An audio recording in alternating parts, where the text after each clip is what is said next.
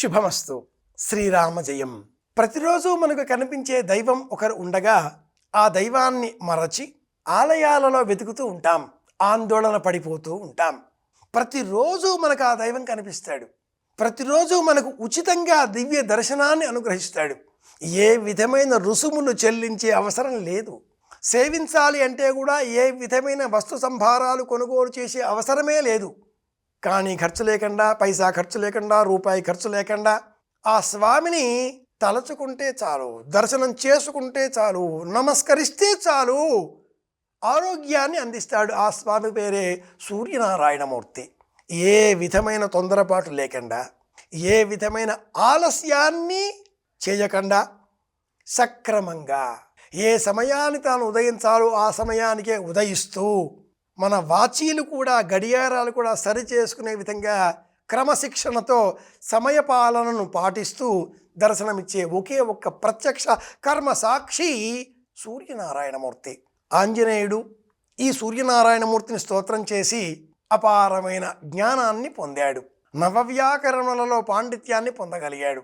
సాంబుడు ఈ సూర్యనారాయణమూర్తిని స్తోత్రం చేసి ఆరోగ్యాన్ని పొందాడు.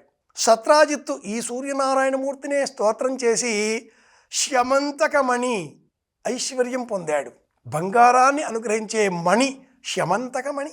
ఆ మణి మహాత్మ్యం తెలిసిన కృష్ణుడు కూడా ఈ మణి మాకిస్తే బాగుండు కదా అని తన భావాన్ని వ్యక్తపరిచేంత స్థాయిలో బంగారాన్ని అందించే మణి సూర్యుడు ఇలా అడిగితే అలా ఇచ్చేశాడు. అలాంటి సూర్యనారాయణమూర్తి ఆదివారం నాడు విశేషంగా మనకు అనుగ్రహాన్ని కురిపిస్తాడు అంటూ జ్యోతిర్విజ్ఞానం ప్రత్యేకంగా తెలియజేస్తుంది. వేదమునకు ఉన్నటువంటి 6 అంగములలో శిక్ష, వ్యాకరణం, ఛందం, నిరుక్తం, జ్యోతిషం, కల్పం అనేవి 6 వేదాంగాలు. వేదాన్ని అర్థం చేసుకోవాలి అంటే ఈ 6 శాస్త్రాలు తెలిసి ఉండాలి.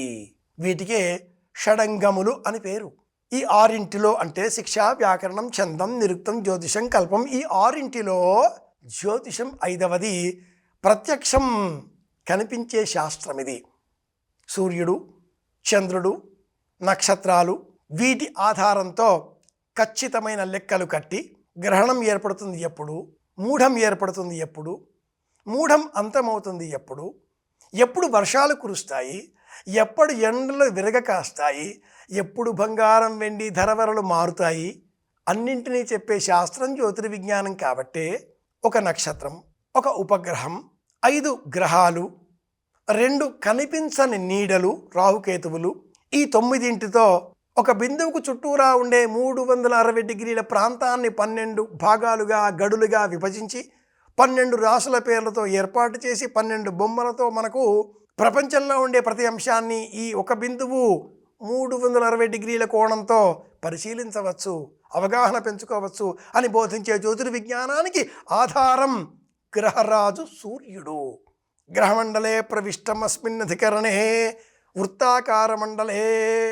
నవగ్రహ మంటపంలో మధ్యలో తూర్పు వైపు ముఖంతో సప్తాశ్వరథమారూఢం ప్రచండం కశ్యపాత్మజం శ్వేతఛత్రధరం దేవం తం సూర్యం ప్రణమామ్యహం. దివాకరుడు. అలా మధ్యలో ఉన్న ఆ సూర్యుడు 7 వారముల పేరిట ఉన్న 7 గుర్రాలతో, ఒక మనస్సు అనే చక్రంతో విశాల వియన్మండలమంతా కూడా సంచారం చేస్తున్నట్లుగా వర్ణించిన ఈ జ్యోతిర్విజ్ఞానానికి సూర్యుడు కూడా కదిలే ఒక నక్షత్రం అని తెలుసు. సమస్త గ్యాలక్సీ కనిపించేటటువంటి చరాచర విశ్వము, గోళాలన్నీ కూడా, పాలపుంతలన్నీ కూడా కదులుతాయి అని తెలుసు.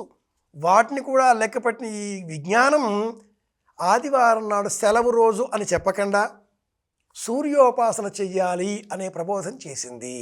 సూర్యుడిని స్తోత్రం చేస్తే ఆరోగ్యం చేకూరుతుంది. ఆదివారం సూర్యోదయం కంటే పూర్వమే మేలుకొని సూర్యోదయం కల్లా స్నానాదికాదులు పూర్తి చేసి ఆయన వస్తున్నాడు స్వాగతం పలకాలి.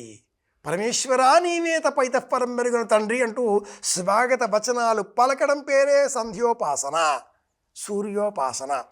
ఇంద్రం మిత్రం వరుణం అగ్నిమాహురథో దివ్యసపర్ణ గరుత్మానం.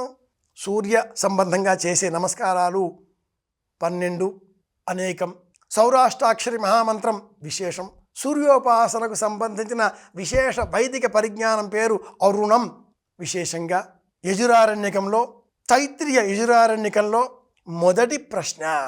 ఈ ప్రశ్నను పండితోత్తముల చేత ఇంటిలో పారాయణ చేయించినట్లయితే అరుణ పారాయణ ద్వారా ఆరోగ్యం పొందగలుగుతాం. సూర్య ఆరాధన చేద్దాం. అందరి క్షేమాన్ని కోరుదాం. మళ్ళీ కలుసుకుందాం. శుభమస్తు. శ్రీరామ జయం.